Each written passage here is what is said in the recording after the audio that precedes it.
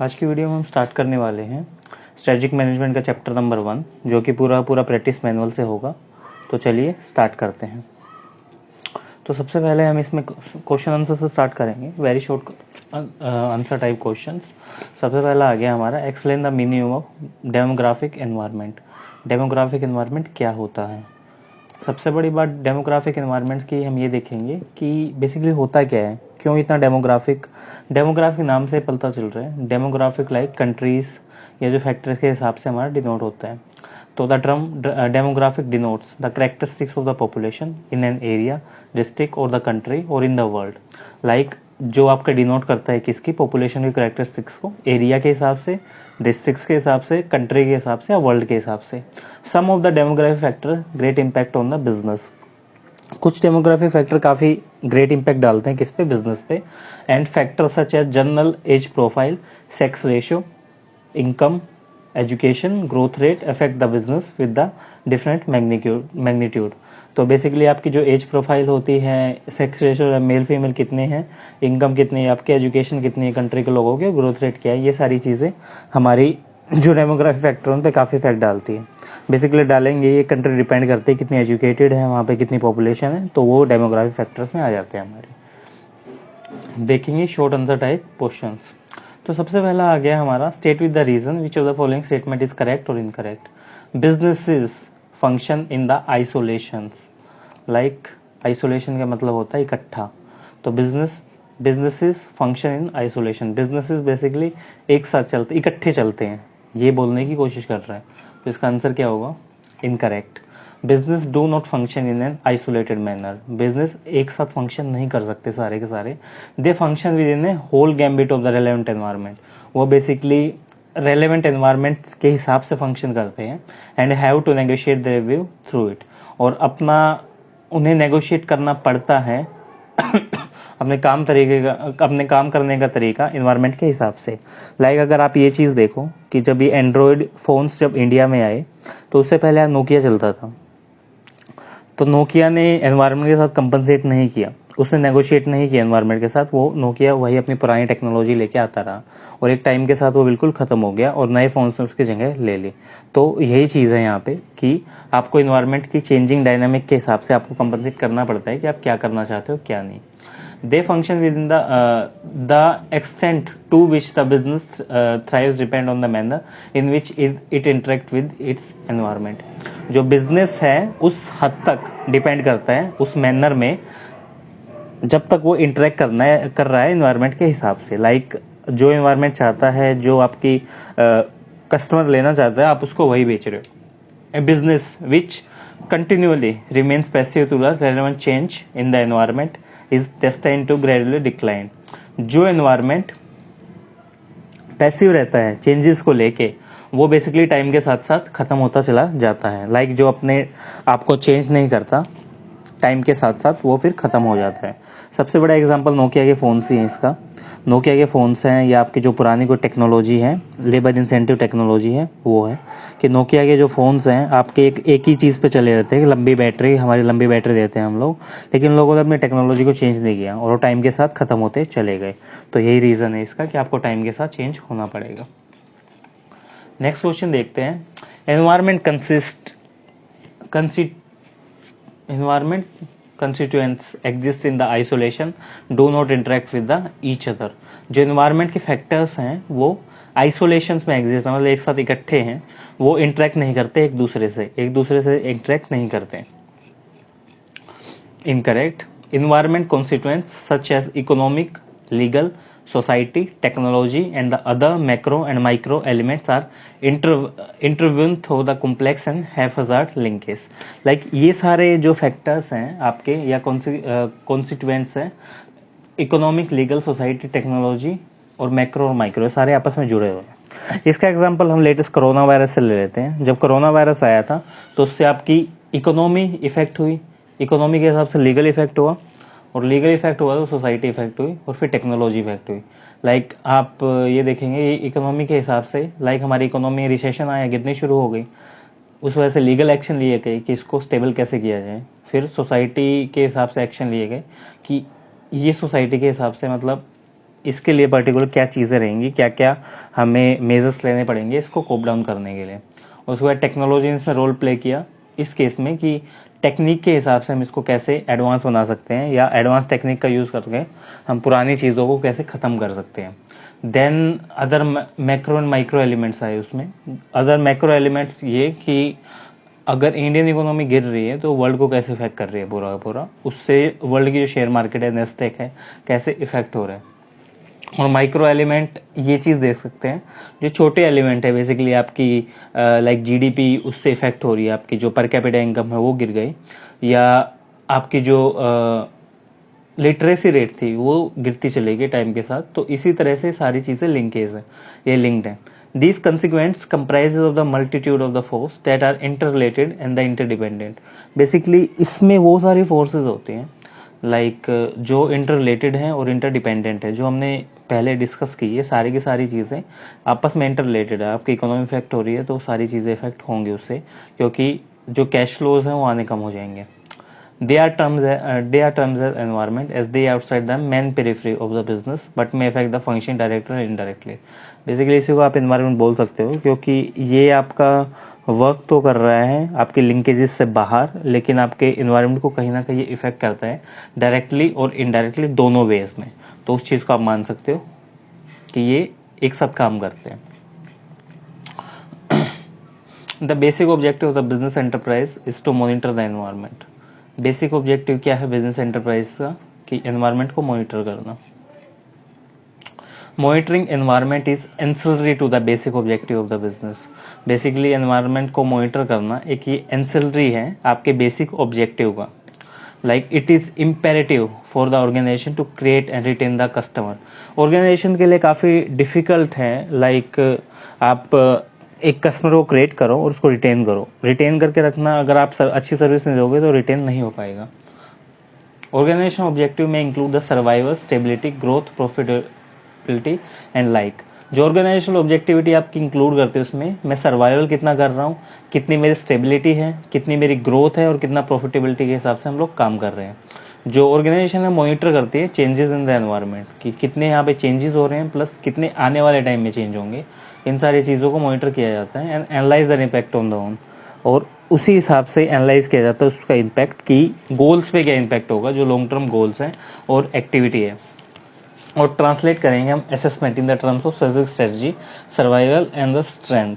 Like अगर किसी का विजन बेसिकली अकाउंटिंग बॉडी बनना है बहुत बड़ा, ICAI एग्जांपल ले लेते हैं। ICAI का विजन एक काफ़ी बड़ी अकाउंटिंग बॉडी बनना है वर्ल्ड की, लेकिन उसके फैक्टर्स ऐसे इफेक्ट कर रहे हैं कि जो उसके जो मेथड्स हैं लाइक एग्ज़ाम चेकिंग का मेथड है, या उसकी जो कस्टमर सर्विसेज हैं वो अच्छी नहीं है, उसकी इंटीग्रिटी पे शक हो गया, लाइक इंटीग्रिटी पे सवाल उठा दिए, तो उस केस में ये अगर फैक्टर है इसकी वजह से उसकी आगे की जो गोल्स हैं उन पे भी काफ़ी ज़्यादा इफेक्ट पड़ रहा है। तो इस चीज़ को हम लोग देख सकते हैं। Profit may not be universal objective but the business efficiency is definitely objective common to all the business. Basically profit आपका यूनिवर्सल ऑब्जेक्टिव नहीं होता, लेकिन बिजनेस एफिशिएंसी है, तो इसको कैसे देखेंगे। So it is generally asserted that the business enterprises are primarily motivated by the objective of profit. ये बेसिकली देखा जाता है कि जो बिजनेस एंटिटीज़ हैं वो प्रॉफिट के ऑब्जेक्टिव से ही मोटिवेट होती हैं। लाइक अगर प्राइवेट सेक्टर में हम लोग धंधा कर रहे हैं तो उसका काम ही क्या होता है, आपका ज़्यादा से ज़्यादा प्रॉफिट जनरेट करना।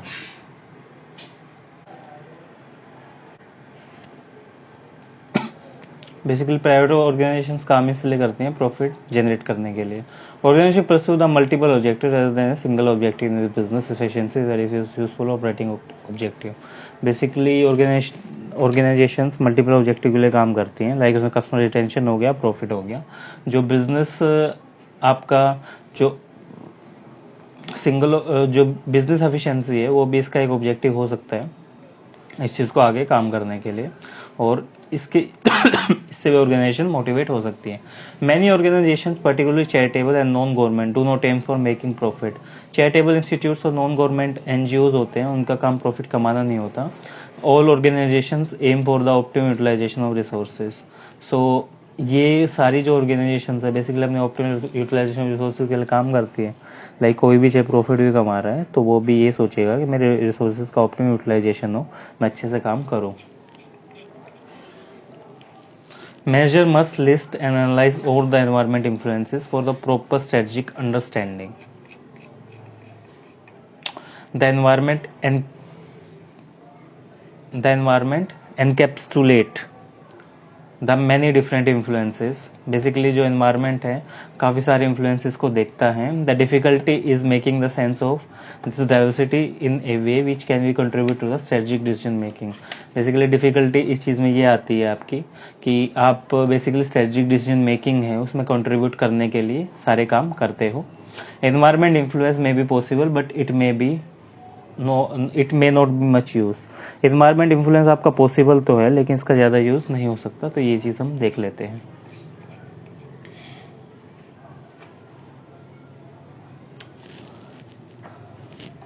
There is a both opportunity and challenge in happening in environment.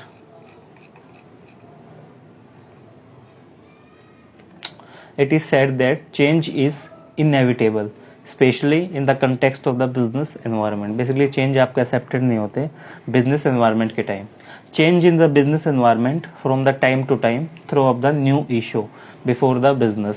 आपका जो time to time change हो रहा है या time to time नई टेक्नोलॉजीज आ रही हैं, ये बेसिकली आपको ये बोलते हैं कि आपके सामने एक नई इश्यूज आ जाते हैं कि हमें इन चीज़ों को भी सोल्व करना पड़ेगा।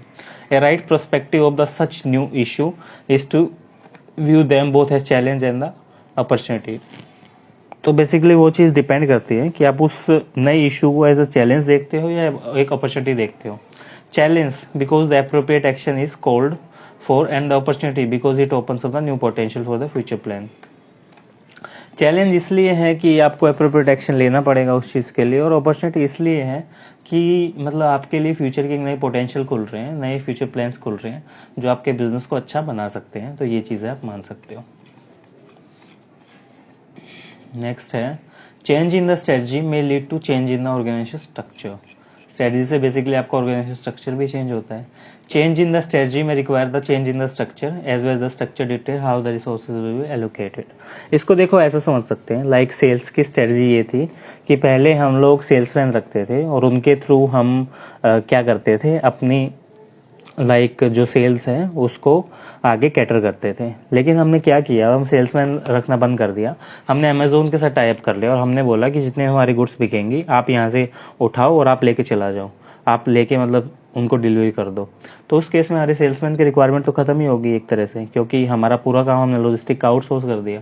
तो इसी तरह से ये बोल रहे हैं कि अगर हम लॉजिस्टिक की स्ट्रेटजी हम चेंज कर देंगे तो हमारा जो रिसोर्सेज है उस पर एलोकेट किए गए हैं वो भी हमारे चेंज हो जाएंगे। The structure should be design to facilitate the strategic pursuit of the firm and should follow the strategy. Basically जो आपका स्ट्रक्चर है वो स्ट्रेटजी को ही फॉलो करता है। अगर आपने स्ट्रेटजी चेंज कर दी तो आपका स्ट्रक्चर भी चेंज होगा। विदाउट ए स्ट्रेटजी और the reason for being companies find it difficult to design the effective structure. बिना स्ट्रेटजी का आप एक अच्छा स्ट्रक्चर डिजाइन कर ही नहीं सकते। A businessman even if it continuously remain passive to the relevant changes in the environment would to still glow and flourish। तो passive है तो वो ग्रो कर पाएगा। Business function with the whole gamut of the relevant environment and have to negotiate their view throughout। Business basically आपका relevant environment के हिसाब से काम करता है और आप अपनी जो चीज़ें नेगोशिएट करते हो आप बिजनेस एनवायरनमेंट के हिसाब से करते हो कि मतलब एनवायरनमेंट कैसा चल रहा है मार्केट में। A successful business has to identify the appraise and respond to the various opportunity and the threat in the environment. जो आपका सक्सेसफुल बिजनेस है वो आइडेंटिफाई करता है आपकी और रिस्पॉन्स करता है काफ़ी सारे स्ट्रेटजीज को और अपॉर्चुनिटीज को जो आपके एनवायरनमेंट में हो रही है। The extent to which the business thrive depend upon the manner in which interact with the potential situations. बेसिकली जिस हद तक बिजनेस इंटरेक्ट कर रहे हैं उस चीज़ से और जो एनवायरनमेंट के हिसाब से सिचुएशन आपकी आ रही है। A business remain passive to change in its environment is destined to gradually fade away into the oblivion. जो आपका बिजनेस है वो पैसिव हो रहा है आपके एनवायरनमेंट के चेंजेस के हिसाब से, तो उसको आप ग्रेजुअली फेड अवे बोल सकते हो या आप उसको बोल सकते हो कि ये आगे काम नहीं कर रही है हमारी चीज़।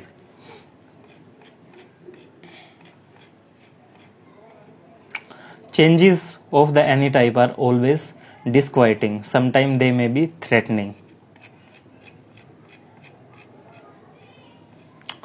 Favorable changes either in the external environment or the internal environment are not threatening and disquieting. जो आपके फेवरेबल चेंजेस होते हैं आपके इंटरनल एनवायरनमेंट में या आपके एक्सटर्नल एनवायरनमेंट में, वो बेसिकली थ्रेटनिंग नहीं होते और इनको आप डिस्क्वाइट नहीं कर सकते. Changes that are initiated by the management to bring the improvement in its working are not always disquieting. जो आपके चेंजेस इनिशिएट किए गए हैं मैनेजमेंट के द्वारा और जो आपको इम्प्रूवमेंट लेके आते हैं वर्किंग्स के अंदर, तो उनको आप नहीं बोल सकते कि ये डिस्क्वाइट कर रहे हैं आपको. However the sometime change can be threatening specially for the old and weak organization. कई बार जो चेंजेस हैं आपके वो थ्रेटन कर सकते हैं जो आपकी ओल्ड और वीक ऑर्गेनाइजेशन हैं, आपके पुराने एम्प्लॉयज़ हैं जो नई टेक्नोलॉजी को सीखना नहीं चाहते या नई जो बेसिकली आपके मेथड्स आए हैं उसके साथ काम करना नहीं चाहते, तो आप उनको बोल सकते हो कि उस हिसाब से आपके चेंजेस इफेक्ट करते हैं. The rate and the magnitude of the change that can affect the organization are decreasing dramatically. जो आपका रेट और मैग्नीट्यूड ऑफ द चेंज है वो इंक्रीज और डिक्रीज हो रहा है.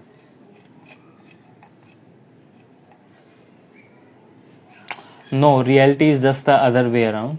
Business environment, especially after globalization, liberalization, is witness the change that are fast paced and the far reaching implication for the business. तो आफ्टर द ग्लोबलाइजेशन बिजनेस ऐसे change देखने लगा है जो काफ़ी तेज़ हैं और जो जिनका इम्पैक्ट भी काफ़ी लंबा है. This is true for the economic, political and the legal social factor. ये बेसिकली सही है इकोनॉमिकल, पॉलिटिकल, टेक्निकल, लीगल और सोशल चेंजेस के लिए. Creating the strong pressure on the organization for the proactive adaptation to the environment changes for the survival, growth and competitive edge. Basically ये strong pressure बनाता है आपके ऊपर organisation के लिए एक प्रोएक्टिव एडेप्शन करने के लिए एनवायरनमेंट चेंजेस को, जो सर्वाइवल और ग्रोथ में आपके काम आ सके. Strategic action are always in reaction to the change in environment. Strategic actions are typically a blend of the proactive action on the part of the manager to improve the company's market positions and the financial position as a needed reaction to the anticipated development and fresh market condition development. जो strategic actions होते हैं आपके वो basically proactive actions होते हैं manager के part पे और जो इम्प्रूव करते हैं कंपनी के मार्केट पोजीशंस को एंड फाइनेंशियल परफॉर्मेंस को, और जो रिएक्टिव एक्शंस होते हैं एंटीसिपेटेड डेवलपमेंट के ऊपर और जो फ्रेश मार्केट कंडीशन और डेवलपमेंट को पूरा करते हैं.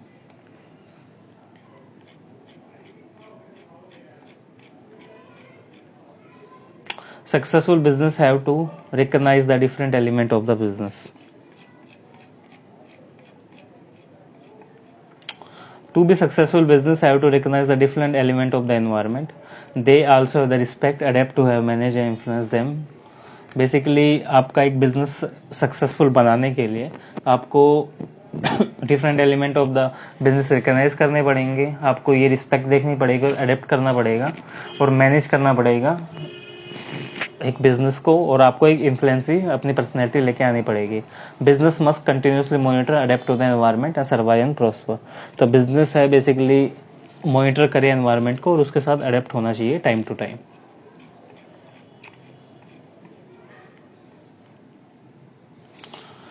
Socio culture environment consist of the factor related to government and politics. Socio-culture environment consists of the factor related to the human relationship or the impact of the social attitude and cultural values. Basically socio impact में आपके जो factors आते हैं वो human relationship और social attitude और culture value के हिसाब से आते हैं. Bearing on the business of organization, जो आपके ऑर्गेनाइजेशन पे बियर कर रहे हैं. The belief, value and norms and general fabric of the society determine how individual organization should interrelated. जो आपके बिलीफ, वैल्यूज और नॉर्म्स हैं ये डिफाइन करते हैं कि जो इंडिविजुअल है और ऑर्गेनाइजेशन है कितनी इंटररिलेटेड है साथ में. Benefit of the competition is always enjoyed by customers. Benefit of the competition are enjoyed by the society and the market in which organization operate. ये सही है एक तरह से बात. The customer are able to get the product and the lower cost and better quality. जो आपकी basically दो कॉम्पिटिटर्स के बीच में अगर लाइक आप जियो और एयरटेल का एग्जांपल ले लो, अगर उनके बीच में कंपटीशन हो रखा है तो कस्टमर को एक बेनिफिट मिला कि उसको प्लान सस्ते मिल गए नेट के जो और अच्छे भी मिले, तो एक तरह से कस्टमर ही बेनिफिट होता है इस चीज़ से। Competition is bad for the organisation.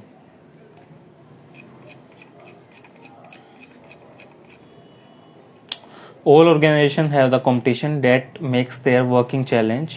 Basically सारी ऑर्गेनाइजेशंस पे कंपटीशन होता है जो उनके वर्किंग्स को चैलेंजिंग बनाता है।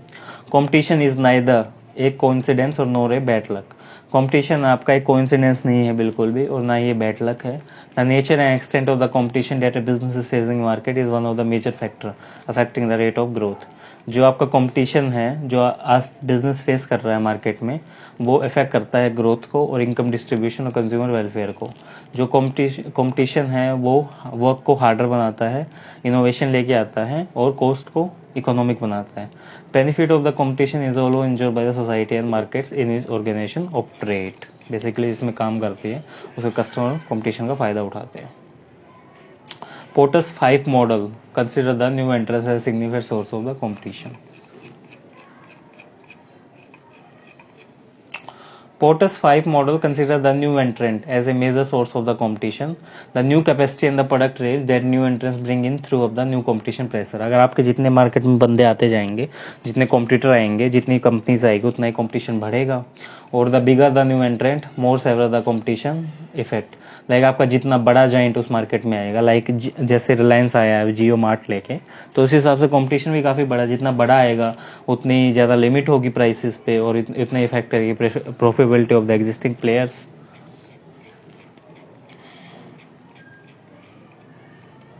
Globalisation mean different things to the different people.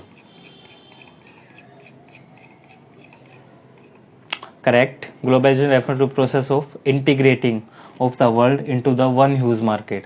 Such unification calls for the removal of all trade barriers among the countries. Basically आपका ये बोल सकते हो कि एक पूरे वर्ल्ड को मैंने किस चीज़ में सपेट दिया, एक छोटी सी बड़ी मार्केट में। लाइक इस यूनिफिकेशन को आप removal of the all trade barriers बोल सकते हो कि मैंने सबकी जितने भी ट्रेड बैरियर्स कंट्रीज को सब हटा दिए और उसको एक जगह मैंने जोड़ दिया। और इसको आप ये बोल सकते हैं अपॉर्चुनिटी है ऑर्गेनाइजेशन के लिए एक्सपेंड करने के लिए तेरी मार्केट, और जो रीच आउट कर सके डिफरेंट कस्टमर्स को। और ग्लोबलाइजेशन है उसके अलग अलग मीनिंग्स होते हैं। कुछ के लिए ये होता है कि new paradigm set of the fresh belief working method and economic political. Like कुछ ये सोचते हैं कि नए लोग आएंगे, नई कंपनीज आएंगे, नए तरीके सीखने को मिलेंगे, नए प्रोडक्ट्स आएंगे मार्केट में। और कुछ लोग ये सोचते हैं, एज्यूम करते हैं कि ये मतलब जो प्रीवियस वाले ऑर्गेनाइजेशंस हैं वो अच्छी तरह काम नहीं करेंगे, वो वैलिड नहीं रहेंगे। और डेवलपिंग कंट्रीज में ये सोचते हैं कि इंटीग्रेट हो गया हम वर्ल्ड इकोनॉमी के साथ।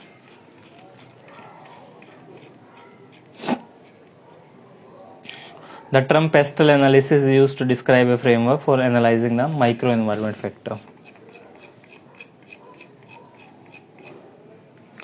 The term pestle analysis is used to describe a framework for analysis of macroeconomic factor. Basically it involves the pestle से पता चल रहा है कि मैक्रो करते होंगे पॉलिटिकल, इकोनॉमिकल, सोशल, टेक्नोलॉजी और एनवायरनमेंट। बेसिकली आपके इन सारी चीज़ों को ये इन्फ्लुएंस करते हैं ऑर्गेनाइजेशन में, और ये प्रोवाइड एक तरीका प्रोवाइड करते हैं जिसका आप स्कैन कर सको एनवायरनमेंट इन्फ्लुएंसेस को, और वो कितना इफेक्ट करते हैं ऑर्गेनाइजेशंस और उसकी पॉलिसीज़ को। जो एडवांटेज क्या होती है इसकी कि इंक्रीज करता है मैनेजमेंट को प्रोएक्टिव और रिएक्टिव सेक्शन जो डिसीजंस हैं लेने में एक पर्टिकुलर थिंग्स के अगेंस्ट। नेक्स्ट है हमारा the process of strategy avoid the matching potential of the organisation with the environment opportunities. जो process of the strategic management है ऑर्गेनाइजेशन में, वो कंटिन्यूसली स्कैन करती है रेलेवेंट एनवायरनमेंट को, ये आइडेंटिफाई करने के लिए कि अपॉर्चुनिटीज और थ्रेट्स क्या क्या हैं। जो ऑर्गेनाइजेशंस है वो ग्रो और एक्सपेंड करती है प्रोमिसिंग अपॉर्चुनिटीज़ के हिसाब से अपने पोटेंशियल को मैच करने के लिए, और जो अपॉर्चुनिटीज़ हैं वो एक स्टेपिंग स्टोन हो सकती हैं गोल्स को अचीव करने के लिए ऑर्गेनाइजेशंस के।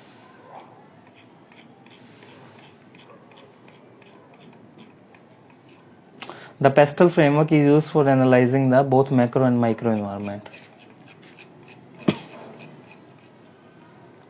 जो पेस्टल एनालिसिस है वो यूज़ किया जाता है basically analysis of macro environment factors में, और ये इन्वॉल्व करता है identification of political, economical, social, culture and technological और लीगल और एनवायरनमेंट इन्फ्लुएंसेस को।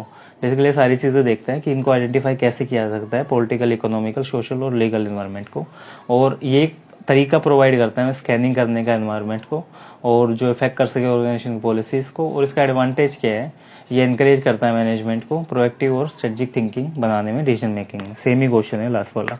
तो दोस्तों आज की वीडियो में हम इतना ही कवर करेंगे, बाकी के क्वेश्चन हम आगे आने वाली वीडियोस में कवर करेंगे। तो अगर आपको वीडियो अच्छी लगी तो आप वीडियो को लाइक कर सकते हैं और चैनल को भी सब्सक्राइब कर सकते हैं। तो आज के लिए इतना ही, धन्यवाद।